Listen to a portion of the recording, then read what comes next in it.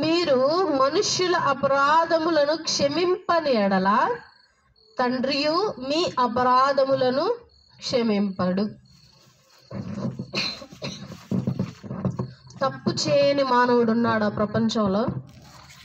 తప్పు చేయని మానవుడు, పాపం చేయని మానవుడు, పాపం రుచి చూడని మానవుడు, పాపము ఆలోచించని మానవుడు ఎవరైనా ఉన్నారా భూలోకంలో?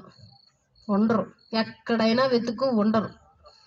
సో ఎదుటివారు నీ ఎడల ఏదన్నా తప్పు చేస్తే నువ్వేం చేయాలి? ఫస్ట్ వారిని క్షమించాలి. ఎందుకు క్షమించాలండి? నేను ఎంతో కష్టపడి సంపాదించుకున్న సొమ్ముని అబద్ధవాడి నా దగ్గర నుండి దోచుకున్నాడు. నేను ఎందుకు క్షమించాలి? నేనెంతో నమ్మకంగా తన దగ్గర ఉంటే తాను మాత్రం నన్ను మోసం చేసి ఇంత బాధ పెట్టండి. నేను ఎందుకు క్షమించాలి? నేను